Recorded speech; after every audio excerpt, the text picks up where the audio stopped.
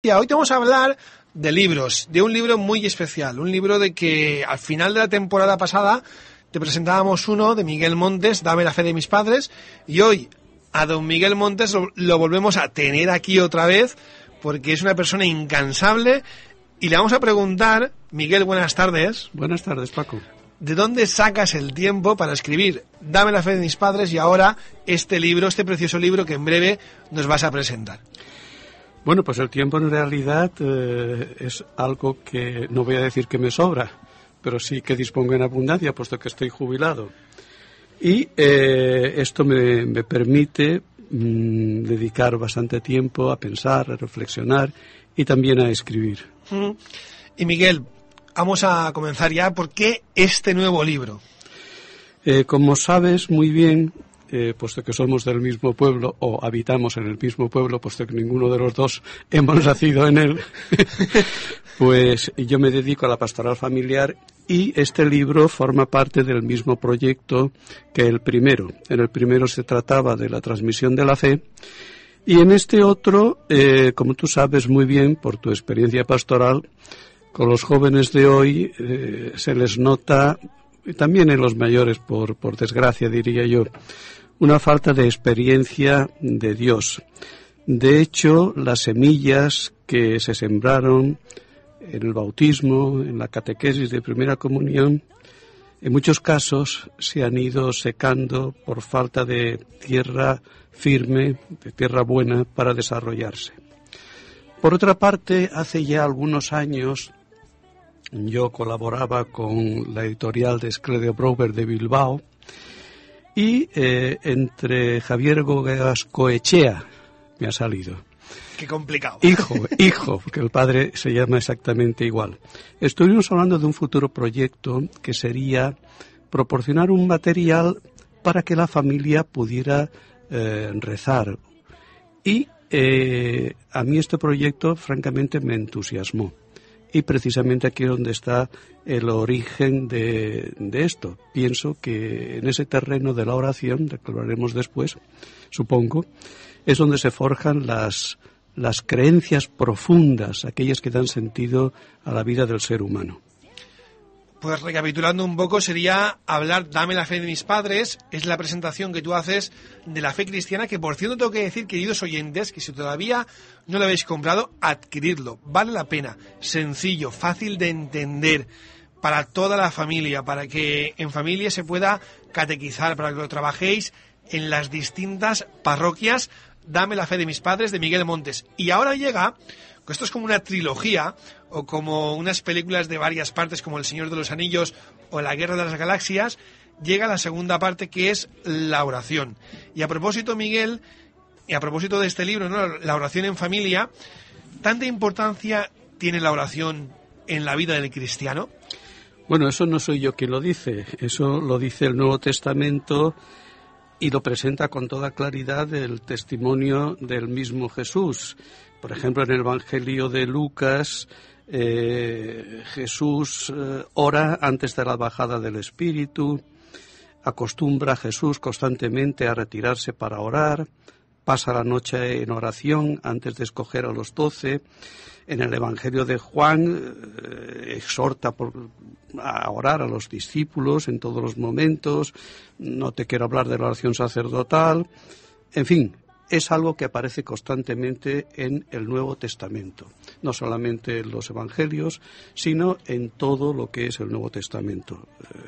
En los Hechos de los Apóstoles vemos constantemente la oración al Espíritu Santo, etcétera.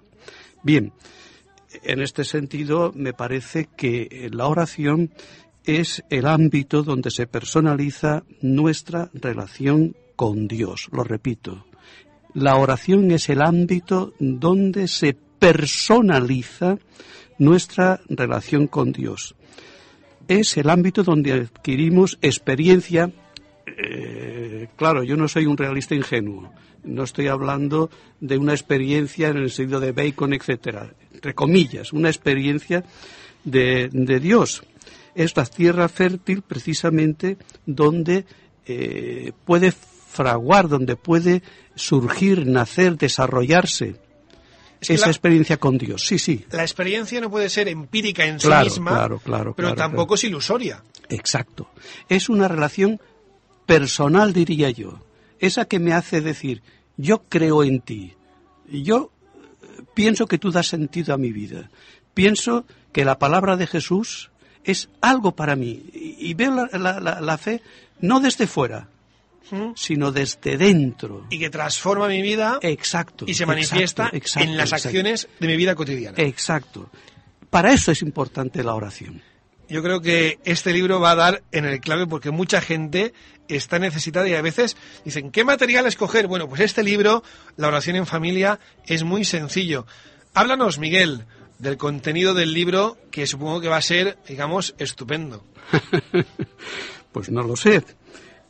Las fuentes de donde yo he tomado el material, hay unas oraciones que son de cosecha propia, hay otras oraciones que son clásicas. Pensemos en la oración del Padre Foucault, Padre, me pongo en tus manos, haz de mí lo que quieras, etcétera. En la oración de San Francisco. Hay otras que no son clásicas, pero que ya están en camino de serlo. Muy conocida, por ejemplo, la de las huellas en la arena. Y también he entrado a saco con los salmos. Pero como tú sabes muy bien, Paco, porque tú... Que son los grandes desconocidos, a veces. Podría ser. Pero es que no es fácil rezar con los salmos. Hay uno muy famoso que coloquialmente se le llama la maldición de la gitana, capital de Babilonia, criminal, ¿quién pudiera estrellar? Bien. Tremendo. Exacto. Es decir, los salmos son la oración oficial de la Iglesia y son patrimonio naturalmente del pueblo de Dios. San Agustín, de hecho, decía que rezaba muchísimo con los salmos y decía que no hay otra cosa más grande que los salmos. Exacto. Pero los santos no es fácil para el hombre de hoy conectar con ellos. De ahí que para mí el problema que presentaban los salmos era cómo adecuarlos a distintas situaciones de la vida.